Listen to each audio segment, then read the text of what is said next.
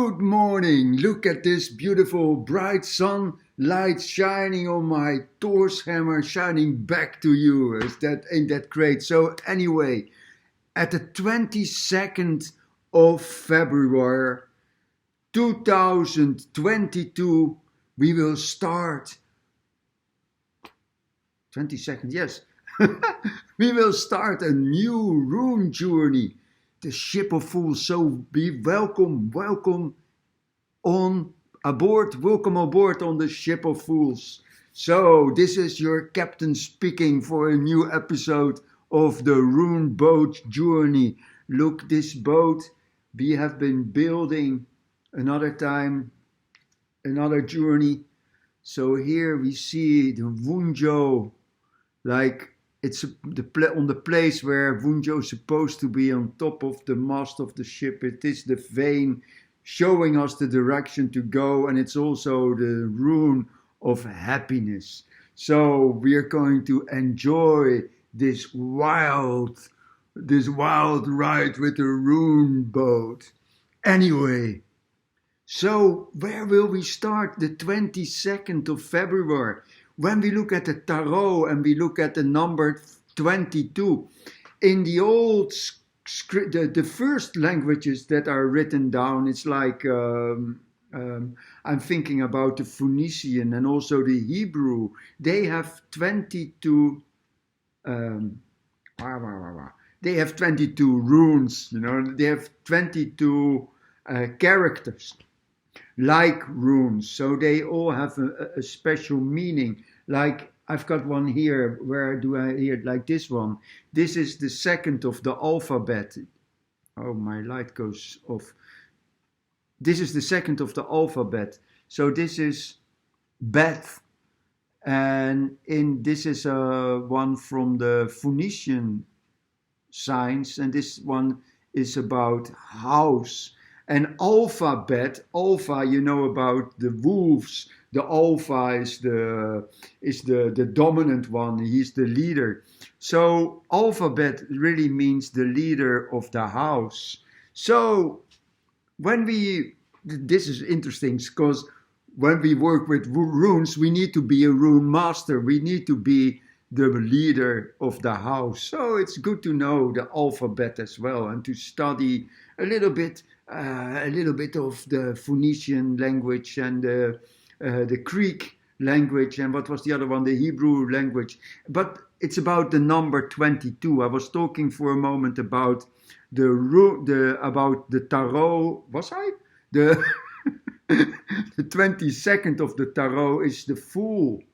And the Fool is the wise man and the fool at the same time. He is the sacred fool. He is all-knowing. And once you are all-knowing, you have to jump into the world again. You have to jump into the universe again, and just spread your arms and go wide, like surrender to the Great Spirit, surrender to whatever it is that is. So it's the wise man and the fool at the same time, the 22nd. And when we look at the runes, when we look at the 22nd, like the 23rd and the 24th, we can have discussions about, because there's from the oldest writings of the runes, the 24 runes, sometimes it's Dagas in the end, and sometimes it's Otala in the end. So it's Otala or Dagas or Otala in the end. So we can have discussions about it. I don't like discussions at all. I rather like to agree on things. But we can agree like that the 22nd of the runes, just before Otala or Dagas, we have Yngwaz. Look at this, Yngwaz. That's beautiful. Yngwaz, Yngwi, or the rune of Freyr. Freyr just means Lord, or like Freya means lady. So, and when you look at it, it's more like a female sign than a male sign, I do think. And here we have more like the Isa, the ice, like when the water is frozen, it becomes ice and you can walk over it. So that's a beautiful idea. But when we look at the Yggdrasil and we look at our spine, we have this straight line. And I wanted to talk about male and female today. I want to talk about the 22nd of February when we start the Rune journey.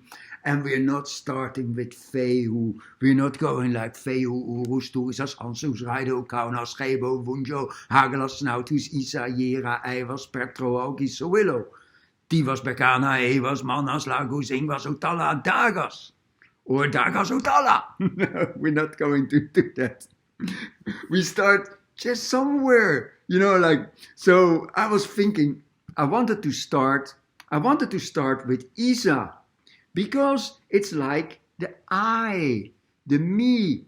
And when we go back to the roots of the root of I, and in the Germanic language, I is ik. So that's great. I'm Dutch, and ik is very close to the old Germanic words, like all these Germanic languages moved in different directions, and maybe the Icelandic stayed most close to the origin, but some words in our language stayed more close to the origin. That's really nice. So there's some words in German, there's some words in Scandinavian, like in Denmark, or Frisian, and in English language as well. And we can Swedish, Norwegian, Danish, all these Germanic languages. I don't know if I forget one or two. I don't think so.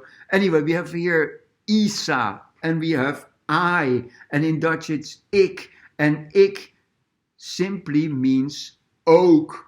Oak, the tree, the oak. Ich, jij in jij is in Norwegian, and I don't know the other ones. So ik, it's eik. Eik in Dutch, it's in English oak, and oak. So we as Dutch people, as Germanic people, we realize we are one with the oak.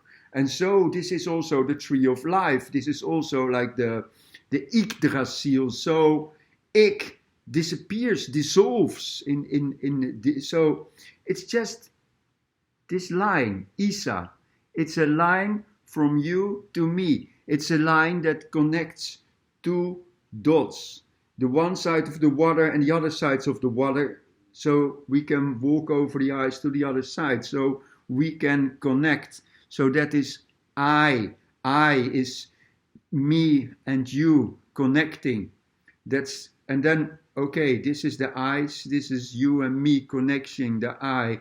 And then we rise up, we rise our spine. This is very interesting, because we as human beings, we are the ones that sit up straight with our spine straight. The monkey does sometimes a little bit, but we humans, we are able to stretch our spine and make a connection for our spine, our head, our brain, and what is inside the brain, and with the spinal energy, so we can make this connection between heaven and earth. So we really have this special ability, this special connection to make this connection. And then I look again at Isa. So we need to be quiet, like the ice. We have to calm the waters, the emotions inside ourselves, quiet the mind, and then we have this quiet connection between heaven and earth, and we can walk over the ice. So this was the idea. So just to start with the first, it's kind of the first rune, like the Isa rune is kind of the first rune. Of course, the rune starts with Fehu, which is beautiful. People say Fehu is also the fire, and when you start the ceremony, you start with the connection with the sacred fire. And it's a possibility, at least.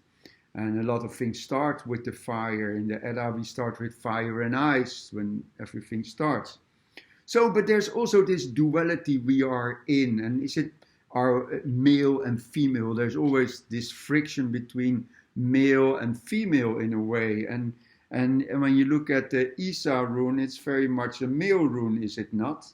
And I don't want to send you any pictures of this one. That's a big issue at the moment in Holland. But anyway, and then we have